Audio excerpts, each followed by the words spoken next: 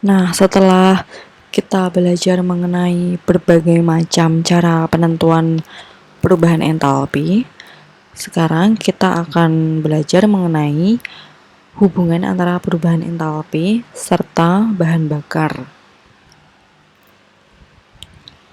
Ini adalah submateri terakhir dari bab termokimia.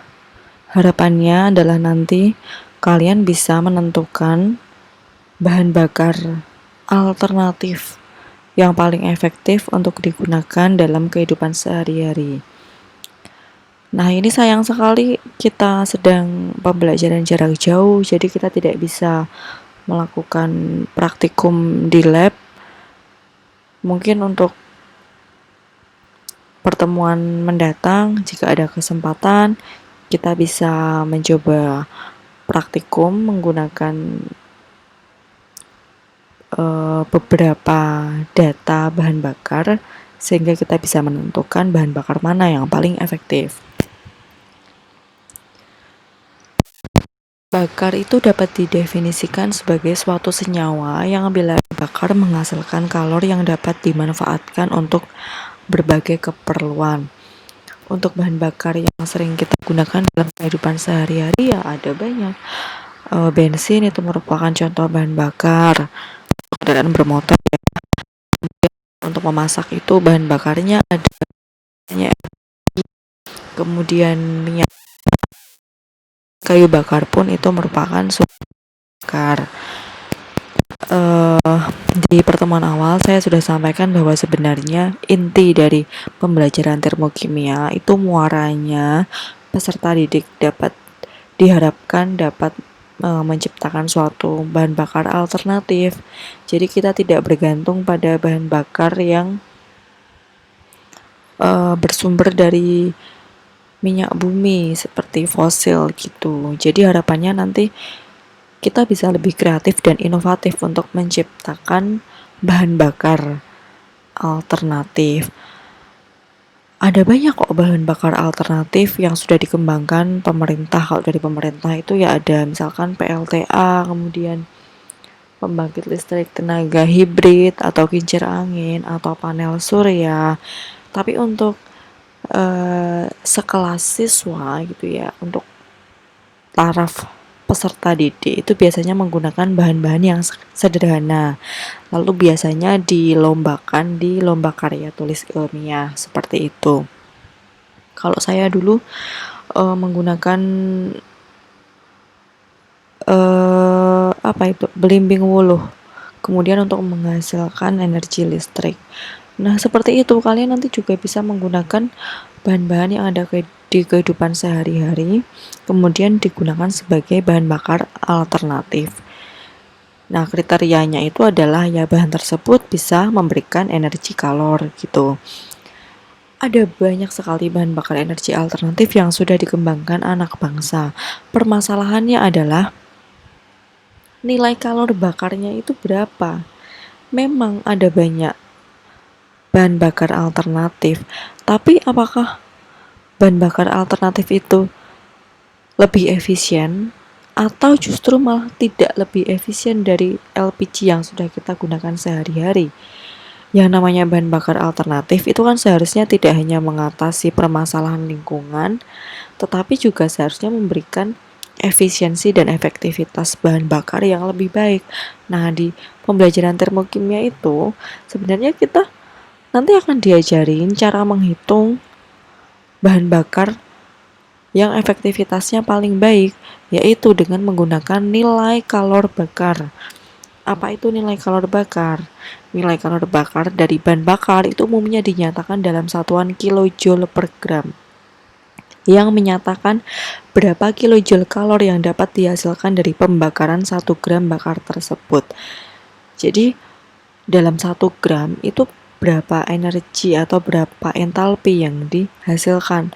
Semakin banyak entalpi yang dihasilkan berarti efektivitas pembakarannya semakin baik. Misalnya nilai kalor bakar bensin adalah 48 kJ per gram.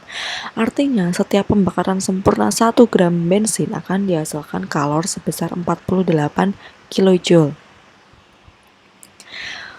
Ini ada contoh soal, kemudian kita diminta untuk mencari nilai kalor yang lebih murah atau yang lebih efisien ya antara arang dan juga LPG. Datanya adalah sebagai berikut. Dimisalkan harga arang itu 3.000 per kilogram dan harga LPG 7.000 per kilogram. Ini hanya misal ya. Nah, lalu nilai kalor bakar arang itu diketahui sebesar 34 kJ per gram dan nilai kalor bakar LPG itu sebesar 40 kJ per gram. Nah, kemudian mana yang lebih murah? Nah, cara menjawabnya adalah seperti ini. Untuk nilai kalor bakar arang itu kan diketahui 34 kJ per gram. Artinya dengan uang Rp3.000 itu kita memperoleh 1000 gram arang dan didapatkan kalor sebanyak 34.000 kJ. Jadi tiap rupiahnya mendapatkan kalor sebanyak 11,3 kJ per rupiah. Sedangkan untuk LPG, karena nilai kalor bakarnya adalah 40 kJ per gram, maka dengan uang 7.000 diperoleh 1000 gram LPG dengan kalor sebanyak 40.000 kJ. Jadi tiap rupiahnya mendapatkan kalor sebanyak 5,71 kJ rupiah. Nah, untuk nilai 11,3 dan 5,71 ini didapatkan dari ini kilojoule-nya kemudian dibagi dengan rupiahnya. Jadi kalau yang arang itu kan kilojoule-nya kan dapat 34.000, kemudian dibagi dengan rupiahnya 3.000 mendapatkan 11,3 kilojoule per rupiah.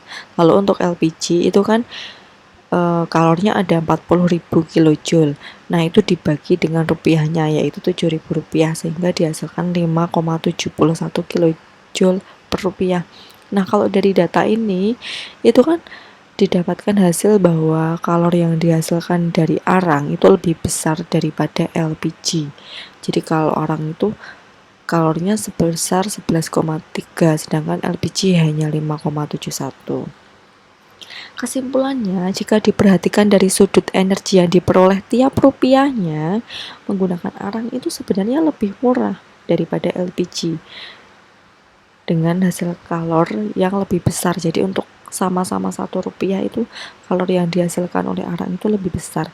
Namun, ini kan efisiensinya. Kemudian untuk tingkat efektivitasnya bagaimana? Apakah benar menggunakan arang itu selalu lebih baik daripada LPG? Belum tentu, karena ada banyak faktor yang perlu kita pertimbangkan. Di antaranya adalah mengenai kepraktisannya. Apakah arang itu lebih praktis dari LPG? Tentu akan lebih susah menggunakan arang, karena kan kita harus membakar arangnya terlebih dahulu. Lebih ribet gitu. Kemudian juga kalau menggunakan arang itu ya berarti harus berkelanjutan, habis masak A langsung masak B langsung masak C gitu. Nggak bisa kalau masak A kemudian berhenti 2 jam baru masak B, itu nanti harus makan arang lagi, ribet, nggak praktis. Lalu untuk ketersediaannya diperhatikan juga, ketersediaan arang itu apakah mudah dicari di sekitar kita. Lalu juga tingkat kebersihan dan pencemaran, ya kalau menggunakan arang itu tidak lebih ramah lingkungan karena efek dari pembakaran arang itu nanti lebih mencemari udara dibandingkan dari pembakaran LPG. Seperti itu cara menghitung efektivitas bahan bakar. Jadi intinya untuk mengetahui efektivitas bahan bakar itu adalah kita bandingkan dengan harga per rupiahnya, kemudian bandingkan juga dengan nilai kalor bakarnya.